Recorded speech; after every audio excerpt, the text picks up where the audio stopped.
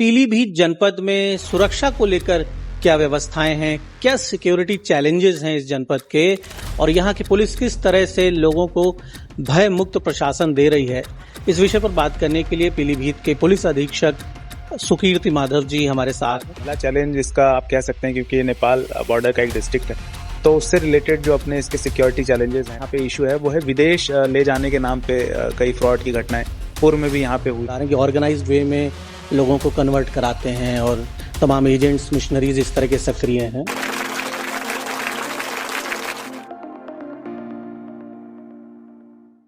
बात चाहे विकास की हो या फिर समाज के किसी भी क्षेत्र में समाज में जो गतिविधियां हो रही हैं वो सुचारू रूप से तभी चल पाती हैं जब समाज सुरक्षित रहता है, और सुरक्षा का भार हमारे पुलिस विभाग के कंधों पे होता है।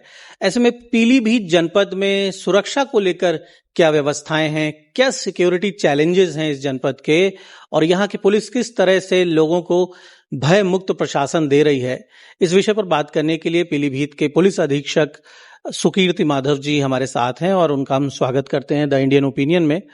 कप्तान साहब, पीलीभीत जनपद किन मायनों में यहाँ के सिक्योरिटी चैलेंजेस आपको अलग लगते हैं अन्य जनपदों की तुलना में? देखिए, पीलीभीत एक जो हमारा डिस्ट्रिक्ट है उसके अपने यूनिक चैलेंजेस हैं। तो पहला चैलेंज इसका आप कह सकते हैं, क्योंकि नेपाल बॉर्डर का एक डिस्ट्रिक्ट है, तो उससे रिलेटेड जो अपने इसके सिक्योरिटी चैलेंजेस हैं वो यहाँ पे हैं। बट उसको प्रॉपरली तरीके से उसमें सारे एजेंसीज और बाकियों के साथ समन्वय बनाते हुए एक प्रॉपर कोऑर्डिनेटेड तरीके से उस चीज़ की निगरानी की जाती है, और हम इंश्योर करते हैं कि उस रूट का किसी भी देश विरोधी ताकतों के द्वारा किसी प्रकार का इस्तेमाल ना किया जा सके। वहाँ पे पुलिस, एसएसबी और बाकी भी जो एजेंसीज हैं वो सभी लोग लगातार सतत निगरानी रखती हैं, और वहाँ पे हम लोग उसके इंश्योर करते हैं कि कोई ऐसा इशू ना आए। एक तो ये बहुत इंपॉर्टेंट है। दूसरा, क्योंकि यहाँ पे एक पीलीभीत टाइगर रिजर्व है और उससे रिलेटेड जो ह्यूमन वाइल्ड लाइफ कॉन्फ्लिक्ट और जो फॉरेस्ट रिलेटेड क्राइम हो सकते हैं, वो भी एक पेक्यूलियर और एक इम्पॉर्टेंट यहाँ पे पुलिस के पास एक टास्क है। तो उसको भी हम लोग इंश्योर करते हैं, लगातार मॉनिटर करते रहते हैं कि कोई ऐसा इशू ना आए। फॉरेस्ट विभाग के साथ और प्रशासन के साथ सारे लोग बहुत ही कोऑर्डिनेटेड एफर्ट के तरीके से हम इंश्योर करते हैं कि यहाँ पे पोचिंग या इस तरह की कोई चीज़ें ना आए, और जो भी ह्यूमन वाइल्ड लाइफ कॉन्फ्लिक्ट है उसको मिटिगेट किया जा सके और उसको समय से ही उसका निराकरण जो है सुनिश्चित किया जा सके। इसके अलावा एक और पेक्यूलर टाइप का यहाँ पे इशू है, वो है विदेश ले जाने के नाम पे कई फ्रॉड की घटनाएं पूर्व में भी यहाँ पे हुई हैं। तो उसमें दोनों स्तर से जो कार्रवाई जो कानूनी है उसके साथ साथ अवेयरनेस की भी एक ड्राइव है, वो भी लगातार चला के बहुत सख्त कार्रवाइयां पूर्व से इसमें की गई हैं, और इसमें भी काफ़ी कमी आई है कि ऐसे फ्रॉड्स जो हैं वो कम हो सकें। इसके अलावा एक जो सिर्फ यहाँ नहीं, मैं कहूँगा हर जगह का एक बड़ा इंपॉर्टेंट एस्पेक्ट है आज के टाइम में, वो है साइबर क्राइम।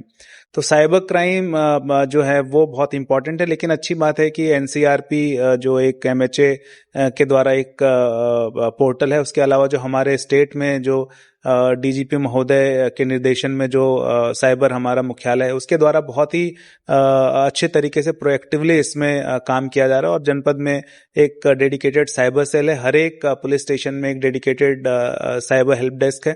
वहाँ पे हम लोग इंश्योर करते हैं कि बहुत ही त्वरित तरीके से जो भी ऐसे साइबर फ्रॉड के केसेस आए उसको हम लोग मैक्सिमम पैसे होल्ड कराएं, उनको वापस कराएं। जो ऐसे अपराधी हैं उन पे लगातार कार्रवाइयां हो रही हैं, और अब इसमें बहुत सारी टेक्नोलॉजिकल इनिशिएटिव जो ली जा रही हैं जो इसके प्रकोप को बहुत हद तक कंट्रोल करने में सहायक सिद्ध हो रही हैं। इसके अलावा एक और बड़ा इंपॉर्टेंट चैलेंज है, देखिए सड़कें काफ़ी अच्छी हो गई हैं, लेकिन उसके वजह से जो अभी और चीज़ें हैं और अभी उसमें डेवलप करनी है, जैसे लाइटिंग है, फुटपाथ है, ये सब चीज़ें धीरे धीरे उसमें हम लोग लगातार सभी जो स्टेक होल्डर्स हैं नेशनल हाईवे से रिलेटेड उन सब से मिलके वहाँ पे वो करा रहे हैं, ताकि एक्सीडेंट्स के नंबर्स जो हैं उस पर भी कंट्रोल लगाया जा सके। माननीय मुख्यमंत्री जी की एक बहुत ही बड़ी प्राथमिकता है कि जो एक्सीडेंटल डेथ्स हैं उसकी संख्या में जितनी कमी हो सके उसको लेके बहुत सारे अभियान जो हैं लगातार चलाए जा रहे हैं, और न सिर्फ इस जनपद में बल्कि प्रदेश के लगभग अधिकतर जनपद में जो मृतकों की संख्या है एक्सीडेंट में, उसमें काफी कमी आई है। ये एक बड़ा वेलकमिंग एक चीज है जो कि सभी लोगों के प्रयास से संभव हो रहा है। तो ये कुछ अलग टाइप के चैलेंजेस हैं। बाकी रूटीन पुलिसिंग तो हमारी है ही। अभी कांवड़ यात्रा चल रही है, उर्स भी यहाँ पे एक चल रहा है। इसके अलावा भी लगातार चहलुम और बाकी जो भी धार्मिक या अन्य आयोजन होते हैं वो भी हम सारे स्टेक होल्डर्स मिलके सभी लोगों से लगातार संवाद और प्रॉपर डिप्लॉयमेंट वगैरह करा के हम लोग सुनिश्चित कराते हैं। कप्तान साहब, इलीगल कन्वर्जन वो पीलीभीत में काफी उसकी सक्रियता है। बता रहे हैं कि ऑर्गेनाइज्ड वे में लोगों को कन्वर्ट कराते हैं और तमाम एजेंट्स, मिशनरीज इस तरह के सक्रिय हैं। और गवर्नमेंट की ये भी मंशा है कि कहीं भी इलीगल कन्वर्जन ना हो, लालच देके या मिसगाइड करके धर्म परिवर्तन लोगों का ना कराया जा सके। तो ये एक संगठित अपराध का भी रूप ले चुका है, एक बड़ा नेक्सस है जो कई जनपदों में सक्रिय है।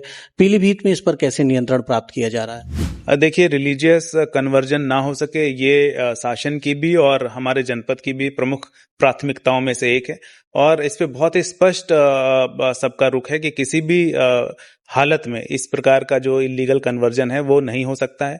और इस पे बहुत सख्त कार्रवाइयां भी सुनिश्चित की गई हैं और हम लोग सारे लोग लगातार ऐसे तत्वों पे नजर रखते हैं। और इसमें सिर्फ अरेस्टिंग नहीं, बल्कि इसमें हम लोग जो उसके फाइनेंशियल ट्रेल्स हैं, जहां से ये चीजें ऑर्गेनाइज हो रही हैं, जहां से ये चीजें चल रही हैं, हम लोग उसके जड़ तक जाके वहां पे कार्रवाइयां कर रहे हैं ताकि इस तरह की कोई चीज अपने जनपद में फैलने ना पाए। और अपने जनपद में हम लोगों ने काफी इसको कंट्रोल कर लिया है और जो भी एक दो ऐसे केसेस आए हैं उसमें बहुत ही सख्त हम लोगों ने कार्रवाइयां की हैं और उन पे लगातार नजर भी रख रहे हैं ताकि ये चीज की पुनरावृत्ति ना हो सके। ऐसे मामलों की जब आप विवेचना करते हैं तो क्या ऐसे फैक्ट्स भी आ रहे हैं कि इसमें विदेशी ताकतें भी इन्वॉल्व हैं और फॉरेन फंडिंग भी एक सोर्स है? इलीगल कन्वर्जन का जो पूरा एक मूवमेंट है उसके पीछे कहीं ना कहीं फॉरेन फंडिंग का भी उसमें रोल है? देखिए, अभी मैं जब से यहाँ पे हूँ तब से अभी तक जो ऐसा रिलीजियस कन्वर्जन है वैसे जो केसेस नहीं आए हैं जिसमें कि ऐसी कोई फंडिंग की बात हुई हो। लेकिन जो भी पुराने भी केसेस इस प्रकार के आए हैं तो उसमें हम लोगों ने प्रॉपर एक मीटिंग करके डिटेल उसके सारे मंगवाए हैं कि जस्ट इन केस किसी में इस प्रकार का कोई मनी ट्रेल है जो फॉरेन से हो या कहीं और से हो तो उसकी जानकारी हो सके और उस पर बहुत ही सख्त जो अपनी कार्रवाई है उसके साथ साथ जो इसमें मनी लॉन्ड्रिंग से रिलेटेड जो सेक्शंस होते हैं उसके लिए भी संबंधित एजेंसीज को लिख के कार्रवाई करने हेतु बताया जाएगा। इधर कुछ वर्षों में पीलीभीत का अर्बन एरिया काफी बढ़ रहा है, अर्बनाइजेशन हो रहा है, शहर बड़ा हो रहा है। तो नए थाने, नए चौकियां भी क्या इस तरह से एस्टेब्लिश कर रहे हैं कि जो पुलिस की जरूरत है, सुरक्षा की जो आवश्यकताएं हैं पब्लिक की, खासतौर पे जिला मुख्यालय में? देखिए, बिल्कुल सही बात है। काफी ज्यादा अर्बनाइजेशन हर जगह हो रहा है, पीलीभीत में भी हो रहा है। और अर्बनाइज्ड जो एरियाज होते हैं उसके अपने चैलेंजेस होते हैं। वहाँ की पुलिसिंग अलग होती है, वहाँ पे जो पेट्रोलिंग होगी वो डिफरेंट होगी, वहाँ पे जो क्राइम का एक मोडस ऑपरेंडाई होगा वो डिफरेंट होगा। तो उन सारे चैलेंजेस को ध्यान में रखते हुए उनको प्रॉपरली और बेटर तरीके से सर्व करने के लिए नई पुलिस चौकियां, चाहे वो स्थायी हो या अस्थायी हो, नए पुलिस थाने, इन सब को बनाया गया है। कुछ हम लोगों ने प्रपोजल्स भी भेजे हैं जिसका जल्दी ही स्वीकृति होगी और कुछ की स्वीकृति हो भी चुकी है। बहुत सारे ऐसे मामलों में डीएम साहब से संपर्क करके लैंड इत्यादि की भी हम लोग जो रिक्वेशंस हैं वो दे चुके हैं और लैंड मिल भी गई है, उस पर भी काम शुरू हो चुका है। आने वाले टाइम में आई एम श्योर कि पीलीभीत पुलिस और भी अच्छे तरीके से पब्लिक को सर्व करे। इस दिशा में हम सारे लोग सतत रूप से प्रयासरत हैं। Thank you. Thank you.